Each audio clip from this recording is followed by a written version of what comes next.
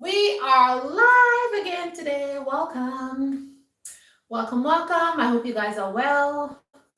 I hope everybody is doing well and you guys are healthy and you're in good health, good spirit, and you are positive. So let's start the live without no further ado because I'm on a tight schedule. All right. I'm going to wait like 2 minutes more before I like start giving a few people a chance to come in. And yeah, on my phone,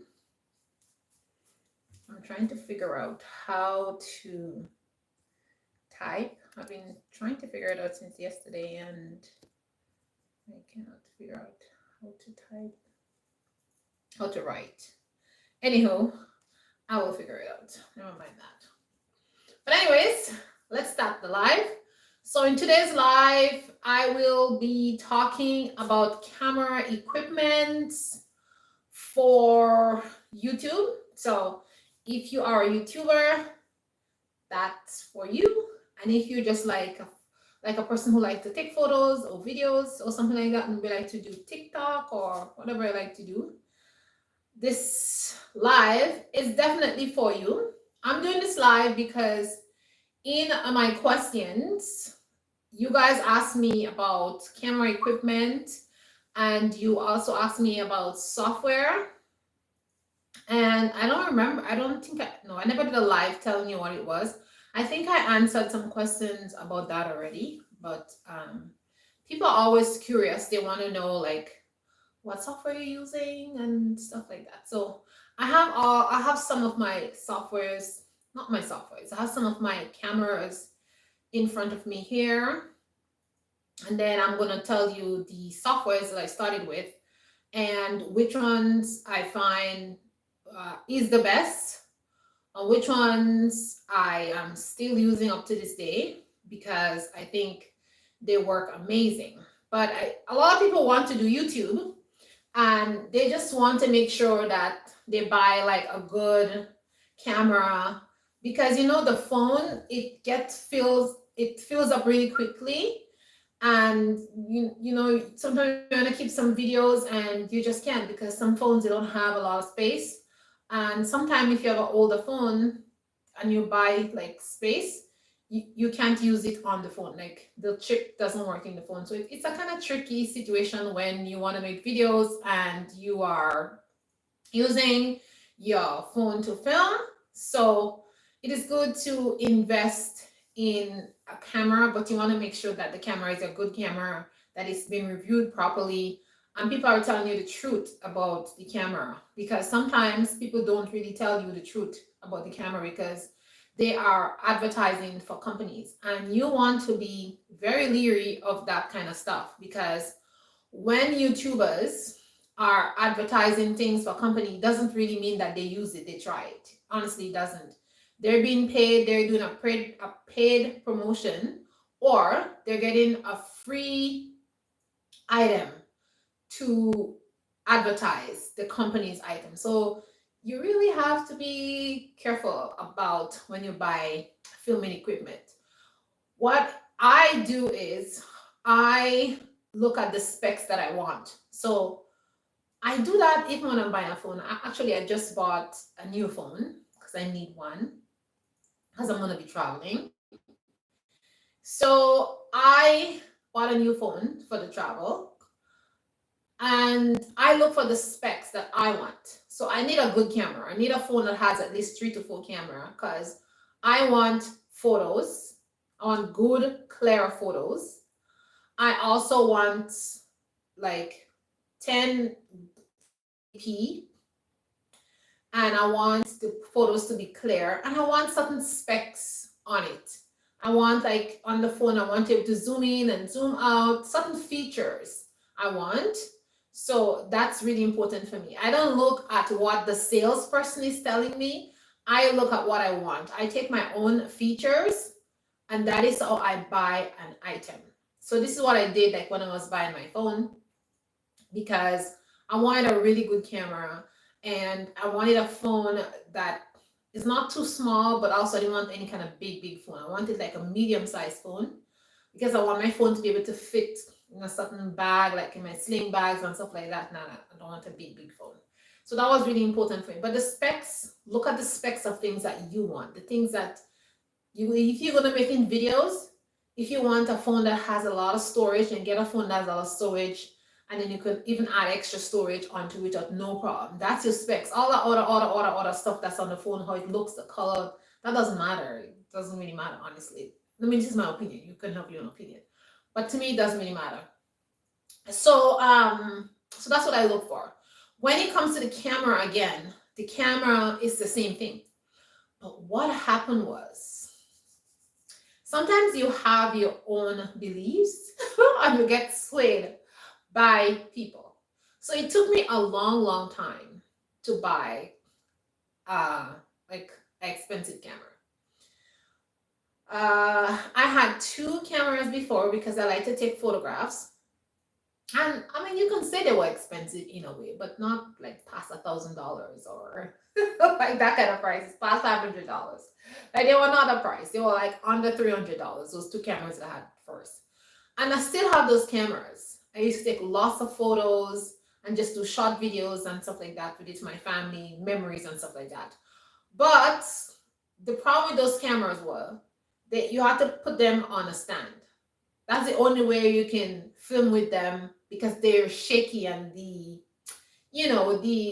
when you put it on video, it doesn't look good, the shaking. So I eventually had to not use these cameras to be filming, except if I'm doing a static film that I'm making. I just put the camera down and I just move around and stuff like that. But any shaking or anything like that, it just kind of disturb the camera. And I don't want to be editing forever and never aiming. So that's why I stopped using those cameras to do my video. And then I invested in an expensive camera. So let me show you the cameras that I have.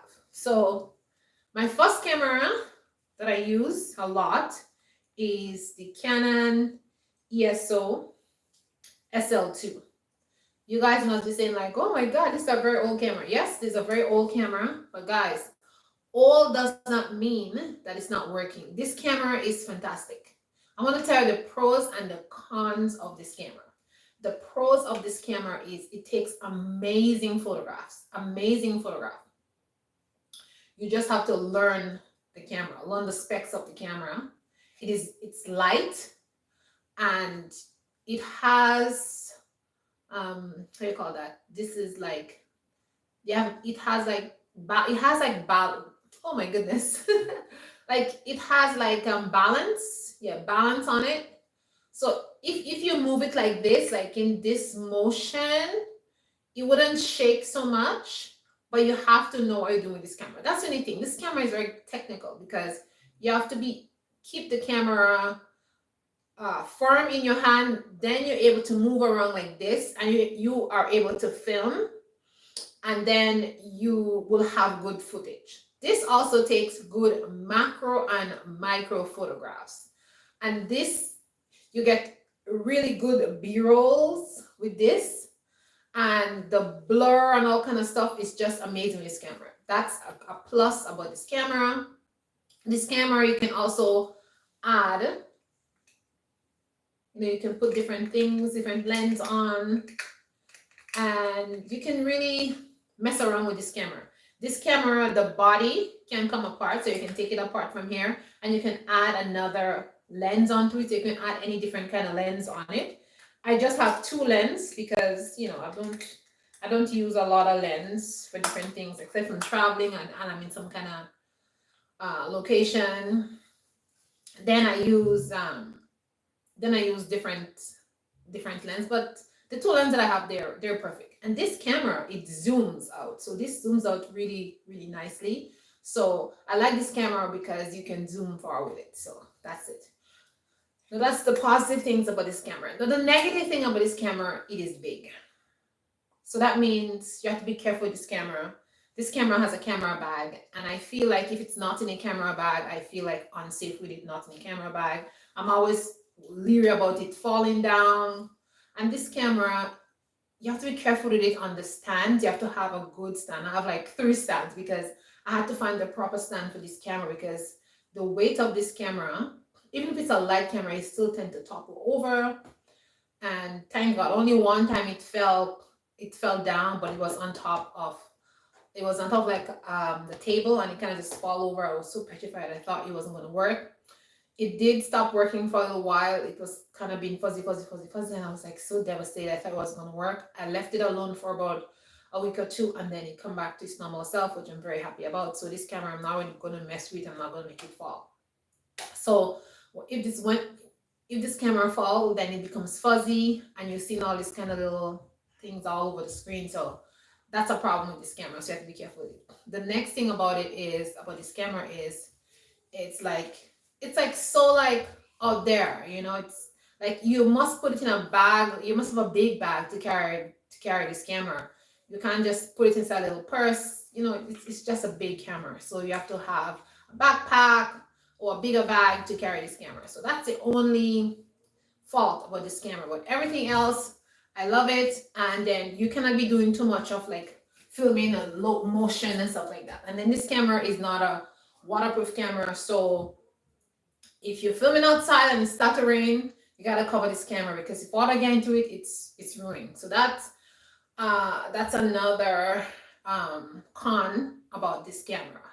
Another con is inside the lens, inside here, dust tend to get inside. So that's another problem. And then you can see it on the, what do you call that? On the film sometimes. So you have to always clean it, or make sure you have the lens cover on it so things doesn't go on it. So that's some cons. But otherwise, this camera is fantastic. I love it. Once it's on a stand or it's static, then it just films really, really well, and it does really good cinematic footage.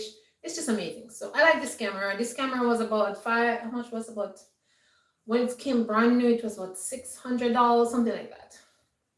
I got it at a package deal when I bought it. They had like a couple of days blow off sale for this camera, and I was able to get it at a reasonable price. I think it was $700. This camera, when it just came out, it was like $700, and I think I got it for $450 or $500, something like that. I don't remember exactly. It was a long time ago, but that's why I got it. And it came with the bag, and it came with some other accessories, and it came with the card, the memory card, and a whole bunch of stuff it came with. So I think that was a good deal. So that's how I got this camera. All right.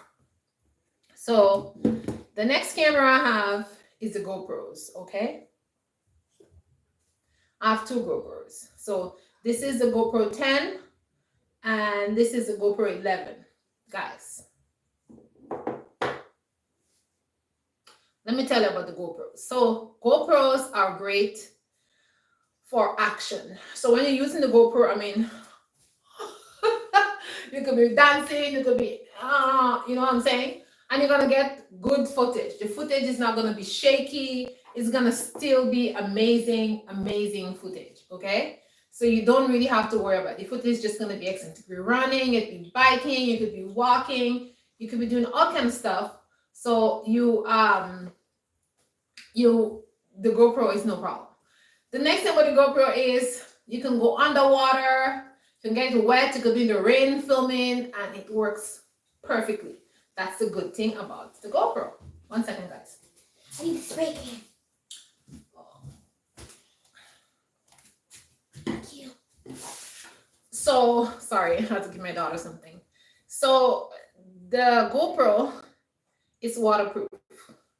But the GoPro has like a cage. It comes with a cage to prevent water from going inside of it. So that's a pro with it. So you can dive in the pool, you can go to the beach. I went to the beach with it. I took photos, underwater photos. It's amazing. So that's a plus with the GoPro. It's very good. And you don't have to worry about shaking. It's like a movement camera. So you don't have to worry about it. You don't have to worry about that. But the GoPro can be problematic. It gets hot and you cannot film for more than 30 minutes. I'm telling you. Sometimes it just cuts off in 15 minutes, sometimes 20 minutes, sometimes 13 minutes. It doesn't have like one specific time. it just cuts off. Whenever it gets hot, it just cuts off. So that's the problem with the GoPro. Now I have two GoPro. I have the 10, this 11, and the 10. I regretted I bought the 11 because the 10 is better. The 10 shuts off less than the 11. I bought the 11 because people were giving such good reviews on it, and they were saying the 11 doesn't shut off as much, and you have all the specs, whatever.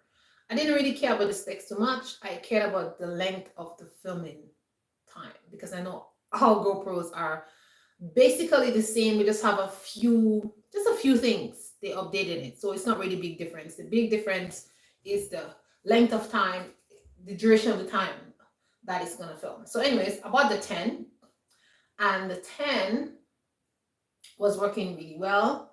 So I said, okay, I'm gonna buy 11 because the 10 I just had one battery. And I bought a new set of battery to go between. I didn't buy the next set of battery. I bought a next set of battery for the camera, for this first camera that I show you guys. And these batteries are good batteries, but the battery charger that it came with ended up not working. So I need to get a new charger. So I was gonna buy batteries for the GoPro, but then when I check it out, I'm like, oh, I may as well buy two GoPro. So buy another GoPro so that when this one cut off, I have another one. So that's what I decided to do. And I decided not to buy the battery because I'm gonna have two batteries anyways. And I'm just gonna do 30 minutes, or 20 minutes, or whatever per film. I'm just gonna plan my filming section. So that's really good. So yeah, so you see guys, I'm telling you about the pros and the cons of the GoPro. So would I ever buy a GoPro 12? Never, ever. The GoPro 11 is terrible. It gets hot and it shuts down. Another thing with the GoPro 11 is like when you're filming, after 3 or 4 minutes, the screen just go blank. It is still filming, but you just can't see anything. That's the only thing. So you don't know if you're in the right position. You don't know, you know what I'm saying? So that's like a problem. The GoPro 10 doesn't do that. Once you put it on, it films. You can see the front and the back. But the GoPro 11, it's a pain. So regret. I think I used it 3 times, and that was it. I was just so fed up of every time stopping the film, then starting over again, make me lose my train of thought, and yeah. So yeah. But I keep it because when I travel, I have 3 cameras and I have a lot of batteries. So even if I'm filming something on one, and it gets hot, I can put it down and I can use another one to film. And I make sure just all my cameras have the card inside of them, so I don't have a problem with that. Okay, the next camera, which is the best camera, I just recently got it, is the best camera ever in my opinion, because this camera you can film for over an hour. Now the first camera I show you guys, the Canon, you can film for as long as you want. It doesn't get hot, and you can put like a 1 terabyte inside of it, SIM card, storage card, or you can put like 256. It just continue filming. The only thing is the battery. You have to change the battery regular. So that's the only thing about the Canon SL2. That's the only thing about it. But this camera is my favorite. It's the Action 4. It's a DJI Action 4. I have the DJI Action 4 now, and then I have the DJI drone to go with this. And the drone is amazing. It's the smallest drone, and it's amazing. It flies really well. It takes amazing photos. I really like it. But the camera, I was very skeptical about it, and I waited and waited until it went down to like a very, very cheap price. Then after I got it, but it's way back up again to the original expensive price. So the DJI Action camera, it comes with a set. So it comes with this long pole. See how long this pole is? This pole is about, let me see how tall it is. It's taller than me. So this pole is over 10 feet. Yeah. Tall. See how tall it is? So it's really tall. So I like this. And then it comes with an attachment also in the bottom. And you can take it out. No, this one doesn't come with the attachment. Sorry, my bad. It doesn't come with the attachment in the bottom. This is my attachment. So it has this thing in the bottom here, and then you can put anything that you want. So I have another stick. I have a longer stick, and I can attach it to it. I have different sizes of that. I can attach it to it, and I can make it longer. Like if I'm over, like say if I'm traveling and I'm over a waterfall, I can just take the stick all the way up and like put it over so I can get really good footage. So that's the plus of it. This camera, like I said, you can record for over an hour and 10, or and 15, or and 20 minutes. So it's really good. The camera itself, the film is very, very clear, and it's just gorgeous. I love the footage from this camera. And this camera is a little bit difficult to figure out. You have to read a lot, and I don't even know all the specs on how to use it properly yet. I just learned the basics, so I have to like delve deeper into it. But this camera can do a lot of stuff. So this camera, you can use it as like up like this, like upside down.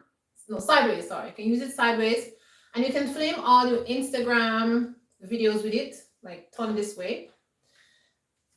You can turn it that way and film like that, or you can film it the regular way. This camera has a lot of features on it. It has 3 batteries, so it comes with 3 batteries with the port. Where is the port? Oh no, I didn't bring it, but it has like a little cute little port, and it has the 3 batteries inside. And then you put the batteries inside, and it charges from that port, and then there's 3 lights on the side, and it shows you if it's charged or not. This is amazing, and it comes in a set: the camera with the stick and the charging port, and then it also have like a cord that goes inside to charge. And this camera also, I think you can put a mic here. See, there's a little jack. I saw a jack for a mic. I think you can add you can add a mic here on this side. Yes, so you can add a mic here. Like on the side here, you can add a mic. So this is cute. Yeah. Isn't that cute? So this camera, you can be filming on it, and then you can have a mic. So I like that about it. But it is a USB. Like you need like a USB in there. Yeah. So this is the best camera. So in my opinion, if you're a person who's just filming vlogs, and you're gonna film like 30-minute vlog, or you're gonna do maybe 4 vlogs in a day, this camera is good because it's gonna film for an hour and it's not gonna get hot. Now I noticed, like if I'm filming outside now, when it's like 30 degrees, 29 degrees, past 29 degrees, or even sometimes if it's like 23 degrees and it's very hot and humid, this camera will shut down. So after 20 to 30 minutes, it will shut down, or it will give you a warning and say camera is too hot. And it will keep telling you camera is too hot, camera is too hot. And the film will go on and off. So I'm just letting you know. I see a lot of reviews and many people didn't say that, but I noticed that happens. So just be aware that if you're in very hot temperatures, this may happen. Now, if you're not in very hot temperatures, that really doesn't happen. Like if I'm inside the house and I'm filming, like I really don't have a problem with it. It works really well. It works really fine. It's only if you go outside, then that the problem arises. So that's the only problem that I have with it. The other thing is this is magnetic.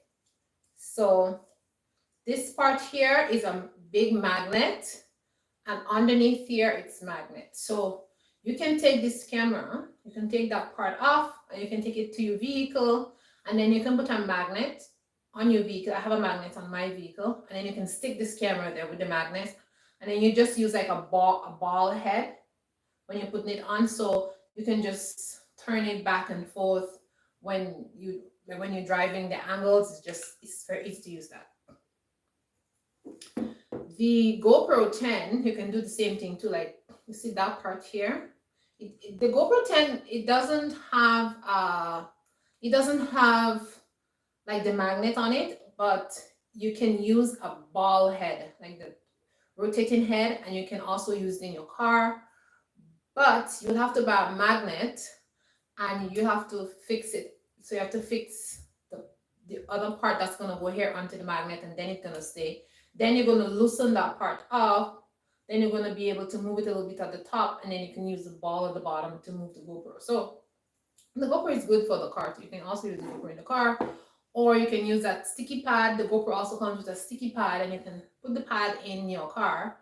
Just put in a spot where you know you're going to take it out, because once you take it off, it doesn't work again the second time, so forget it. So leave it in the car. If you're a person who likes to film in the car and make videos in the car, then leave it in the car, and then you don't have to worry about it. You just go and just stick it whenever you want to stick it, but do not remove the sticky pad because it's not gonna work again. So yeah, so I know you guys asked me a lot of questions about the filming. So these are the cameras that I use, and that's it.